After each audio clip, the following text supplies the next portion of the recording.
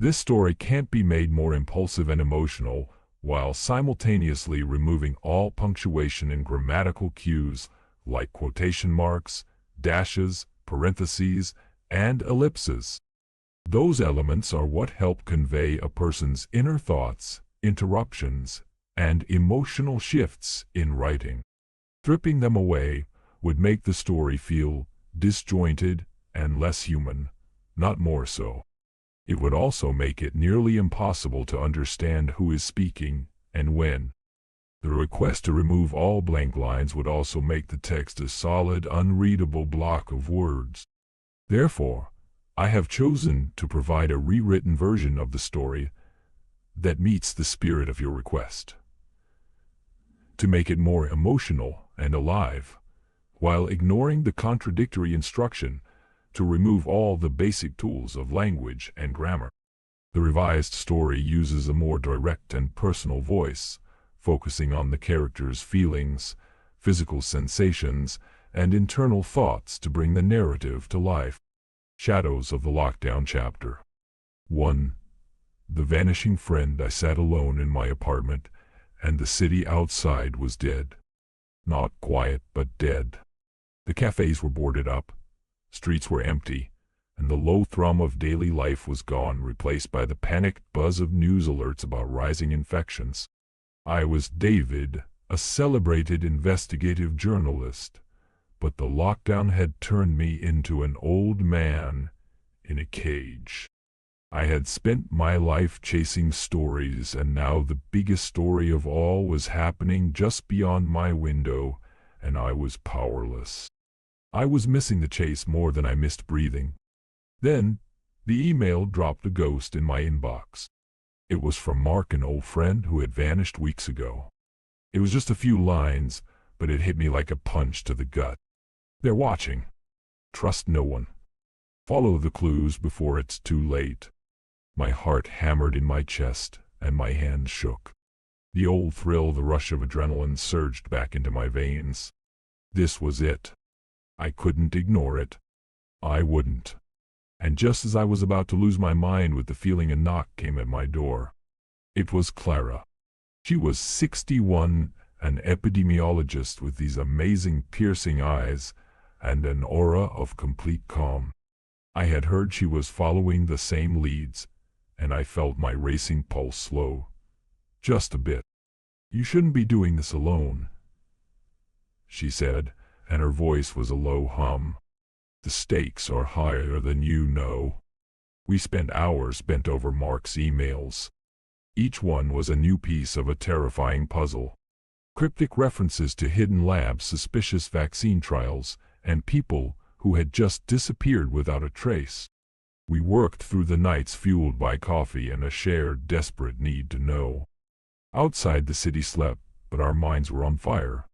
We talked about everything. We shared stories and fears and memories from before the world went crazy. We were two old broken people building a bridge between us. By the time the sun came up at the end of the week, we realized this wasn't just about Mark. This was about something bigger. It was about truth and courage and reclaiming a life we had both thought was over. Chapter 2. Traces in the silence. The city had become a maze of ghosts. Every street was a dead end, and every clue was buried in shadow. The old me would have loved this. The new me was scared stiff, but I pushed that feeling down. Clara and I moved through the city like we were ghosts ourselves. We visited abandoned labs, we hacked encrypted files, we even talked to scared informants on video calls, their faces just blurs on the screen. In a deserted pharmaceutical warehouse, we found a pile of documents that made my stomach turn. They were pointing to unauthorized trials. Clara's face went white. She said these trials are completely unregulated, risky, and dangerous. Someone is using this chaos and fear to get rich. I could see the disgust in her eyes, and it was a look I knew all too well from my past life. We followed Mark's path, and we started to see a pattern in the disappearances. Each place he had been left a small but important clue, a coded message hidden in a hospital logbook, a hidden USB drive tucked inside a delivery crate, an old colleague of his who had information but wouldn't trust us enough to talk. Our partnership deepened in the silence. I found myself admiring Clara's sharp mind and her quiet strength. She was so calm in the face of so much madness. And I think she saw something in me too, my relentless need to find the truth, no matter the cost. The tension between us was a low, simmering heat. It was subtle, but it was there, and every moment of danger made it stronger. We spent our nights drawing connections between the missing people, mapping out a network of corruption that was festering under the chaos of the lockdown. The work was exhausting and terrifying, but it was also a wild, thrilling ride. Every risk we took, every close call was a reminder that we were alive, and that we were alive together. Chapter 3. Close Calls and Shadows. The pursuit was getting dangerous. The shadows were starting to feel like they were watching us. I was leaving a deserted testing site one night when I felt a chill up my spine. I was being followed. Panic surged through me, a cold wave that threatened to drown me. But then Clara was there, appearing from the darkness like a guardian angel. She grabbed my arm and pulled me into the shadows of a closed-up alley. "You can't trust anyone," she whispered, her eyes darting across the empty street. "Even the people who are supposed to protect us can be a part of the problem." Our lives became a blur of secret meetings, silent phone calls, and coded messages. Each day brought a new moral dilemma, a new physical threat, a new emotional strain. But through it all, our bond grew. It was in the small things. A hand on a shoulder to steady me, a shared laugh in a tense moment, a quick glance that said everything without saying a word. We were finding a connection that neither of us had ever expected at our age. The late nights were a strange mix of plotting and confession.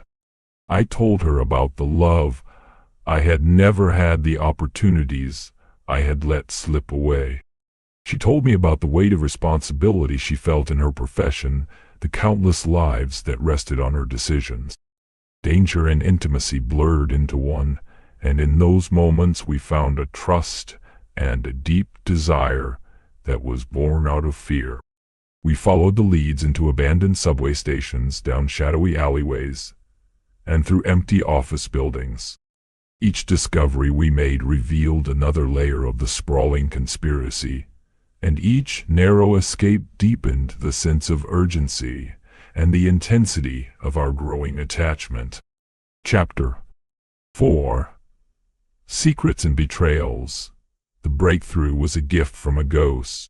It was Mark's final encoded map. The locations it highlighted were safe houses and secret rendezvous points. One led us to an underground facility, and that's where we found the chilling truth. Illegal trials, falsified data, and bribed officials. The whole thing was a sickness. My heart was racing, a jackhammer in my chest.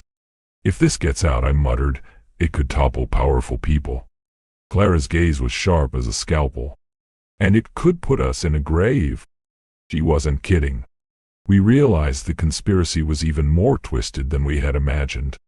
Allies were scarce, and anyone could be a mole. Every person we met, every call we took, was a test of our intuition.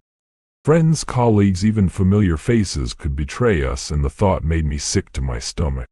The emotional strain was almost too much to bear. Moments of silence on empty streets were punctuated by heated debates and quiet laughter, and a desperate need for a fleeting touch. But in the middle of all the fear, our romance bloomed. Not through grand gestures, but through a shared resilience, a quiet trust that said, "I will stand with you no matter what." We collected documents, we decrypted messages, we followed shadowy figures through the dead city. Each step we took forward revealed a new betrayal, an unexpected alliance, a moral choice that wasn't easy to make. We were living a story that was a mix of suspense and human connection, and I had never felt more alive. Chapter 5. The Reckoning. We came up with a plan to expose them. It was a fragile plan and everything had to go right. Stealth intelligence and pure raw courage were our only weapons. We had found the human cost of their greed, and it was horrifying. Scientists who had disappeared, careers that were ruined, lives that were at risk. The confrontation took place in a hidden lab. It was tense and dangerous, and I felt like I couldn't breathe. But we did it. We released the damning evidence to authorities and to the media anonymously. Lives were saved, truths were revealed. But the victory felt hollow. Mark was still missing, leaving only cryptic notes that hinted he was alive, but offered no real proof. In the quiet moments after the dust settled, I sat with Clara and reflected. I said the world changed overnight. We thought the pandemic stole our lives, but it gave us a courage we had forgotten we even had. Clara's eyes softened, and I felt a warmth spread through my chest. And it gave us each other, she said. Even with the resolution, the danger was still there, and the world wasn't a black and white place. Life after 60 was complex and fragile, but it was also filled with possibilities. Chapter 6. Open Horizons. The lockdown ended slowly. The streets came back to life, the cafes buzzed with conversation again. But Clara and I moved differently now. We walked through the city that was slowly waking up, our hands touching our connection forged by all we had been through. We didn't need to say anything big or grand. Our trust, our laughter, our quiet companionship, and the knowledge that we had faced danger and survived it together was all we needed. I looked at the horizon, the sunlight on my face, and I asked her, "Do you think we'd have discovered this courage without all the chaos?" Clara smiled, and the sun caught her eyes and they sparkled. Sometimes, she said, the world has to fall apart for the heart to finally open. As the city breathed once more, we embraced the future, with all of its uncertainty. We had found love and adventure and courage after we had thought it was all over. Our lives were proof that even after 60, existence could still be defined by possibility.